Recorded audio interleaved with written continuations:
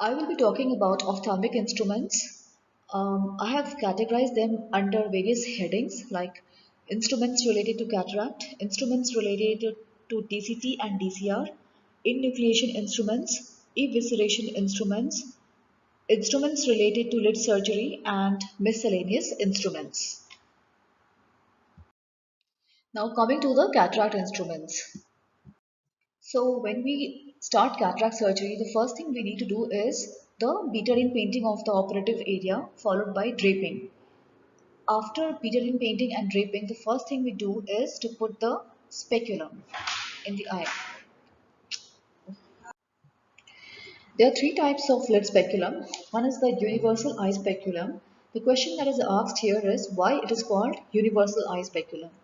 Universal, we call it universal eye speculum when the instrument can be used in both left and the right eye. Same instrument can be used in both left and right eye. That's why it's called universal eye speculum. The second one is the eye speculum with guard or with solid blade. The guard is used to prevent the retraction of the limbs of the speculum when it is applied on the lids, and the blades, they keep away the lashes. And the third type which I'm showing here is a wire speculum. Now this wire speculum is also a universal speculum because it can be used in both left and right eye. Uses.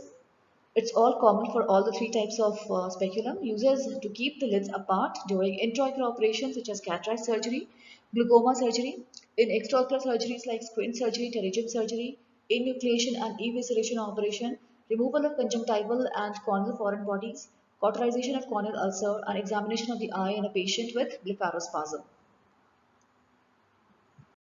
After putting the speculum, we have to take the bridal suture. So the bridal suture is taken with the help of superior rectus holding forceps.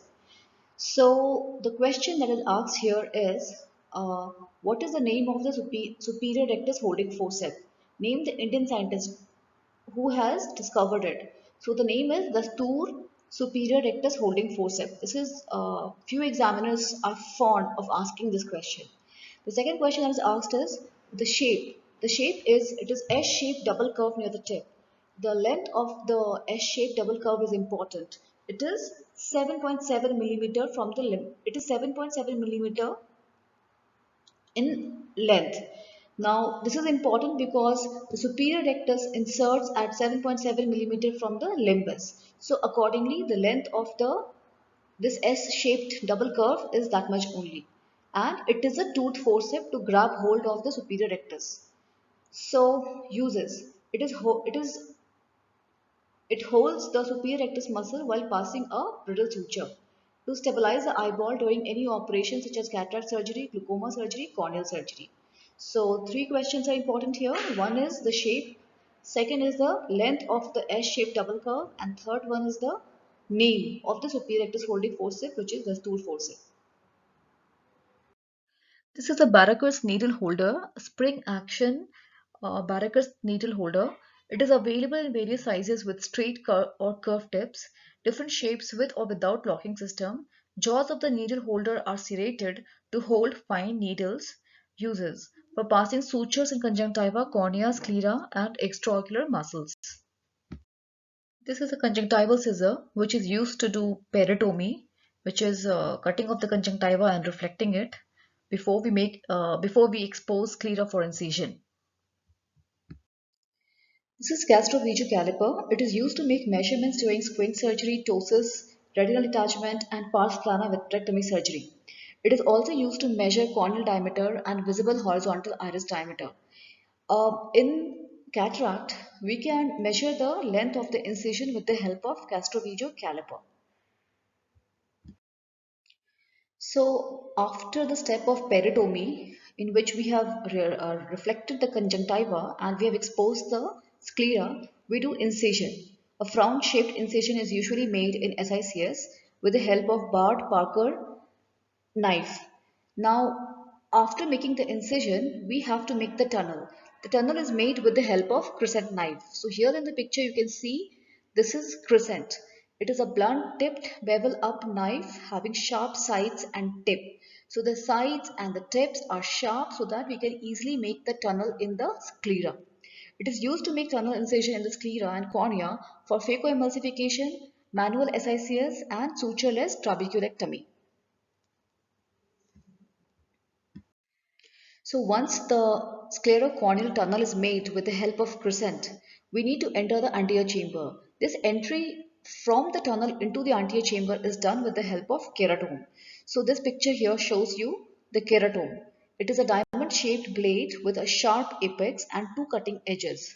Uses valvular corneal incision for entry into the anterior chamber for all modern techniques of cataract extraction.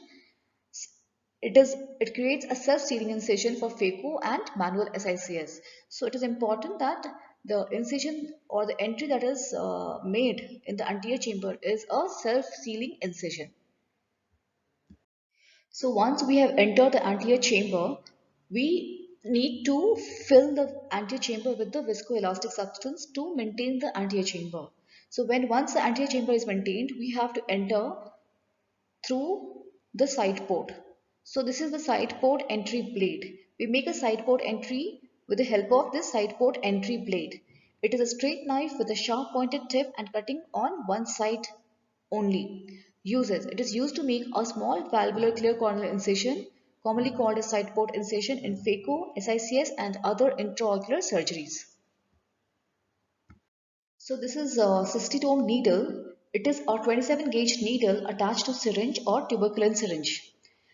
The needle is bent at two places to make cystitome needle. So in the picture you can see it has been bent here at the bevel and near the end, and what we get is a cystitome needle, and it is entered either through the main port, through the main wound, or it is entered through the side port with the viscoelastic in the anterior chamber, and a small nick is placed in the capsule, in the anterior capsule, and a small flap is created which is reflected, and it is pulled to make a circular rhexis. So this is used to make rhexis. This is a capsular rhexis forceps. It is used similar to cystitome for making capsular rhexis. It is easier to use. In this, we make a nick with the help of the tip in the capsule. We raise the flap, grab it with the forceps, and pulled in a circular fashion to make the rhexis. So this is used to make capsular rhexis. So once the capsular rhexis is completed, we have to do hydrodissection. Hydrodissection means separation of the cortex from the capsule. So we all know lens has three parts basically, the nucleus, cortex and the capsule. So when the cortex gets separated from the capsule with the help of a jet of fluid, it is called hydrodissection. And when the nucleus gets separated from the cortex, that process is called hydrodelineation, which is used in phaco. So hydrodissection we do in SICS, and both hydrodissection and hydrodelineation can be done in phaco. So here the picture is showing the hydrodissection cannula, which comes in various sizes depending on the surgeon's preference. So now once the lens is free from the capsule, it needs to be taken out. So this dialing of the nucleus from the bag, from the capsular bag, is done with the help of this instrument, which is called IOL dialer or Sinskey hook.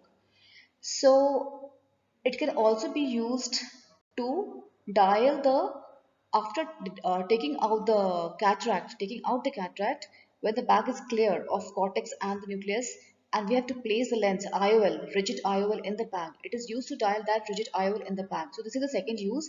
And third use, it can be used instead of chopper in phacoemulsification surgery. So basically there are three uses of Sinskey hook. One is to dial the nucleus out of the bag.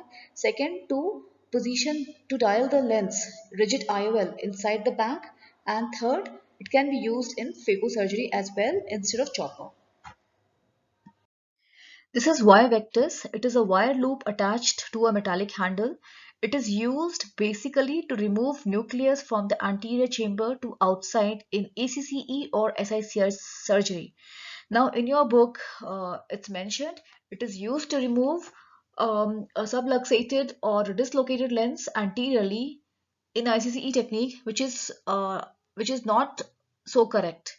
You first thing you have to say is it is used to remove nucleus from anterior chamber in SICS surgery, and then you can speak about removal of subluxated or dislocated lens.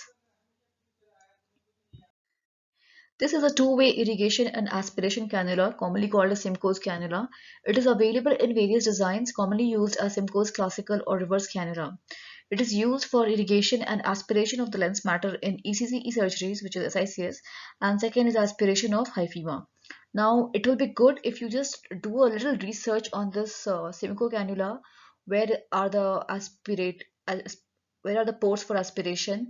Where are the ports for irrigation? Because it is a commonly asked instrument in the Viva. So once the nucleus has been taken out with the help of wire vectors and the cortex has been cleared with the help of Simcoe cannula, we have to place the lens in the bag. So this is done with the help of Kelman-Macpherson forceps. These are fine forceps with bent limbs. It is used to hold the superior haptic of IOL during its placement. It can also tear off the anterior capsular flap in ACCE, and it can be used for suture tying also. Vena scissors are fine delicate scissors with cutting blades kept apart by spring action. The cutting blades are very thin and very fine. You can see the instrument and you will be able to identify it. The blades may be straight or curved. Uses: for cutting capsular flap in ECCE, for cutting 10-0 nylon sutures, for cutting inner scleral flap in trabeculectomy, pupillary sphincterotomy, iridectomy, and cutting pupillary membrane. This is a picture of chopper. It has got resemblance to Sinskey hook or IOL dialer. The inner edge of the bent tip is cutting and may have different angles. So this is the difference from the Sinskey hook, that the inner edge of the bent tip is cutting. Uses: it is used to split or chop the nucleus into smaller pieces and also for nuclear manipulation in phacoemulsification surgery. Corneoscleral forceps. These are forceps with very fine teeth at the tip, 1 into 2, and they are used to hold the cornea or scleral edge for suturing during cataract, glaucoma, repair of corneal or scleral tears, and keratoplasty operations. This is iris repositor. It consists of a delicate, flat, malleable, straight or bent blade with blunt edges and tip attached to a handle. Uses: to reposit iris in anterior chamber after intraocular surgery or to break synechia at pupillary margin. This is De Wecker's scissors. They are fine scissors with small blades directed at right angles to the arms. The blades are kept apart, making V shape by spring action. Uses: it is used to perform iridectomy, iridotomy, to cut the prolapsed vitreous, or to cut the pupillary membrane. This is corneal scissor or section enlarging scissor. These are fine curved scissors where the cutting blades are kept apart by spring action. They are available in various shapes and sizes. Uses: these are used to enlarge corneal or corneal scleral incision in ICCE or ECCE surgeries. In keratoplasty operation, it is used to enlarge the corneal incision. To cut the scleral and trabecular tissue in trabeculectomy. Instruments for lacrimal sac surgery like DCT and DCR. This instrument shown here is a punctum dilator. It is called as Nettelship's punctum dilator. Now, question is usually asked about the name of the instruments. So you should know the name of the punctum dilator, which is Nettelship's punctum dilator. It has a cylindrical corrugated metal handle with conical pointed tip. Uses: it is used to dilate the punctum and canaliculi during syringing, probing, DCR, DCT, and dacrocystography. This is lacrimal probe or Bowman's probe. They are a set of straight metal wires of varying thickness. Sizes usually vary from 0 to 8 with blunt rounded ends and flattened central platform. So here in the middle of the probe you will see the central platform which will bear the marking about the number of zeros. So more the number of zero, the thinner the probe will be. So uses: to probe nasolacrimal duct in the congenital blockage and to identify the lacrimal sac during DCT and DCR operations.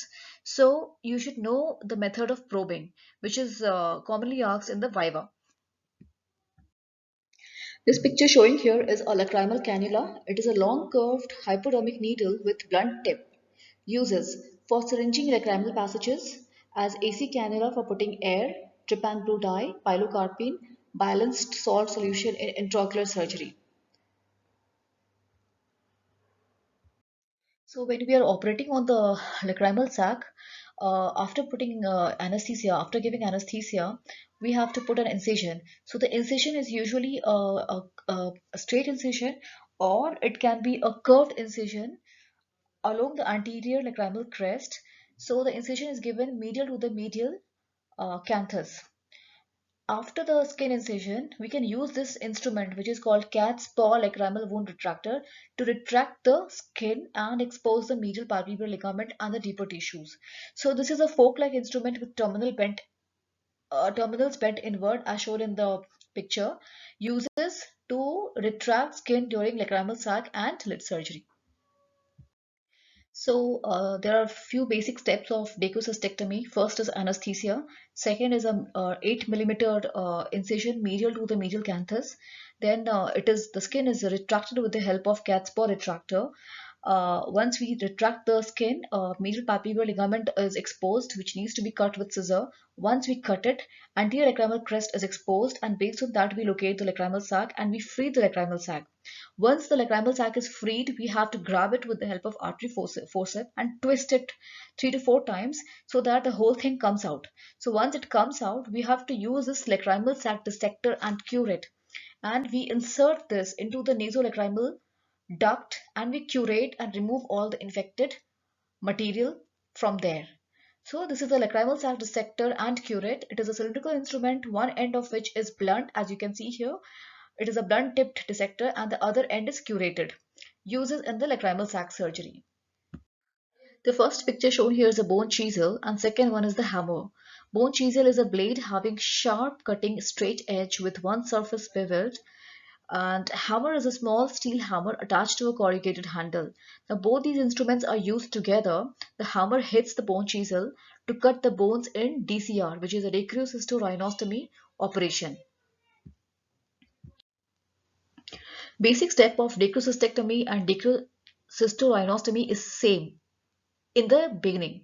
So the first step, which is anesthesia, followed by medial incision medial to the medial canthus, about 8 millimeter in size, is done on the skin. Then it is retracted with the cat's paw retractor. After it is retracted, medial palpebral ligament is exposed and cut.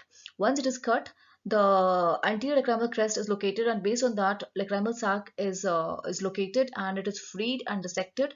So once that is freed and dissected, a small opening is made in the lacrimal fossa with the help of this bone chisel and hammer. This instrument here is a bone punch.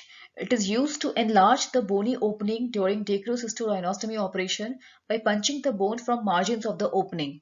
So basically it is used to enlarge the opening. So one question that is asked is, what is the normal size of the opening that we make in the bone? Instruments for enucleation and evisceration. Enucleation instrument.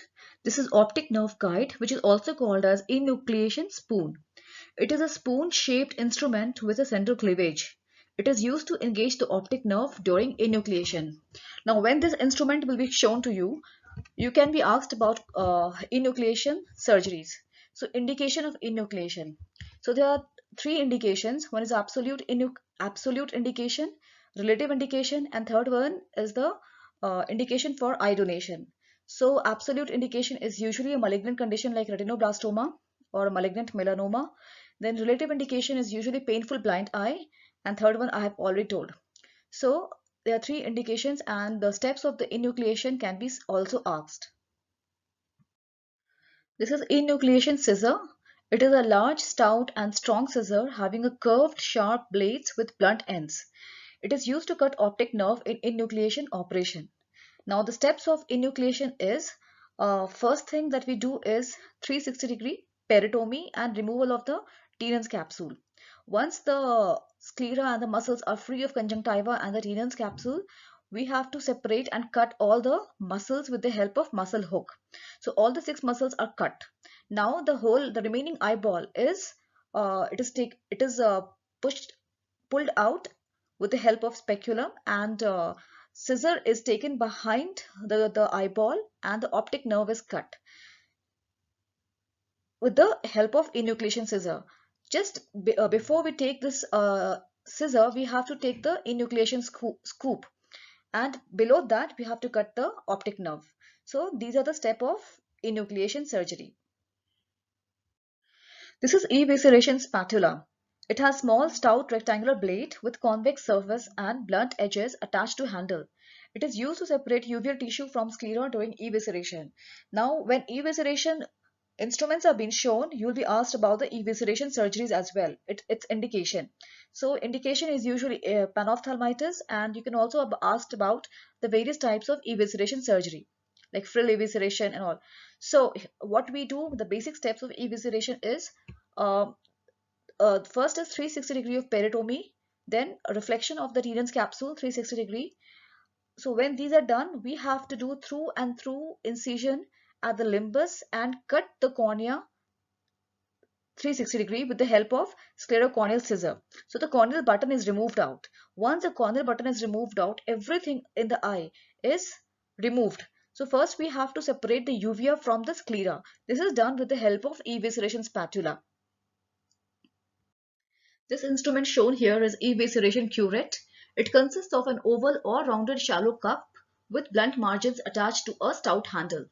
Uses: to curate out the intraocular contents during evisceration operation. Now, as I was explaining you about the evisceration surgery, so evisceration spatula is used to separate the uveal tissue from the sclera. Once the uveal tissue is separated, we have to curate out whatever intraocular contents are there. We have to remove it out, and this is being done with the help of evisceration curette. So these are the two instruments which are used in the evisceration surgery. Instruments related to lids. This instrument is a Calesian clamp, and you all know about it already. So it consists of two limbs like forceps, which can be clamped with the help of a screw.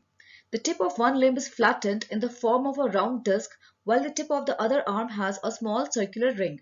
Usually the flat disc is applied on the skin side and ring on the conjunctival side of the Calesian. So this is usually asked, which side is placed where? So the ring side is on the conjunctival side and the flat side is on the skin side. This is important. Uses: to fix the Calesian and achieve hemostasis during incision and curettage. Sometimes you're also asked about the different types of incision that can be made while operating Calesian. When to place vertical incision and when to place horizontal incision. So the type of incision is also asked. This is a Calesian scoop. It has a small cup with sharp margins attached to narrow handle. Uses: to scoop out contents of Calesian during incision and curettage. So once these instruments are been shown to you, it means you will be asked questions about Calesian. You can be asked about hordeolum also. So you have to know everything. This is lid spatula. It is a simple metal plate having slightly convex surface at either ends. Uses: to protect globe and support lid during entropion, ectropion, ptosis and other lid surgeries. This instrument kept here is shown here is a lid clamp or entropion clamp. It protects the eyeball, supports the lid tissue, and provides hemostasis during surgery.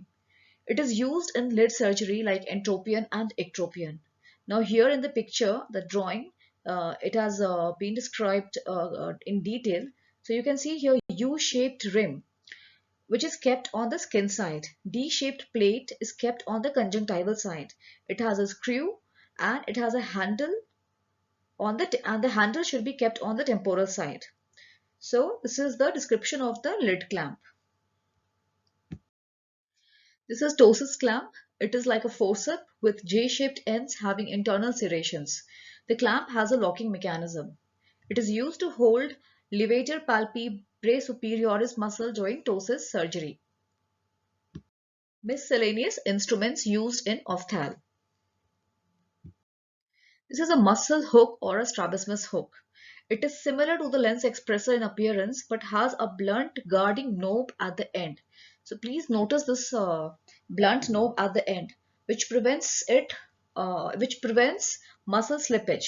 The plane of the handle is the same as that of the curvature of the hook. Uses: it is used to engage the extraocular muscles during surgery for squint, enucleation, and retinal detachment. In the absence of lens expressor, it may be used in its place. Desmarais retractor. It is a saddle-shaped instrument folded on itself at one end. It comes in two sizes. One is pediatric size and the other one is adult size. Uses: retraction of the lids for eyeball examination in blepharospasm, marked swelling or ecchymosis, facilitate removal of corneoscleral sutures, facilitate removal of foreign body, double eversion of eyelid for checking superior fornix. So basically it is used for the retraction of lids for any procedure to be done in the eye. Lens expressor or hook. It is a flat metal handle with a rounded curve at one end. Tip of the curve is knobed. The plane of the handle is at right angle to the curvature of the hook. Uses: to apply pressure on the limbus at 6 o'clock position during the delivery of lens in ICCE with Smith's tumbling and capsule forceps technique. Second, to express the nucleus in ECCE operation. Third, it can be used as muscle hook if the latter is not available. And fifth, also used along with wire vectors to extract out the dislocated lens. Now, one thing is important: you need to differentiate this instrument, lens expressor or hook, from muscle hook or a squint hook. So there's a small minor difference between the two, which you will get to know only when you see them. Thank you.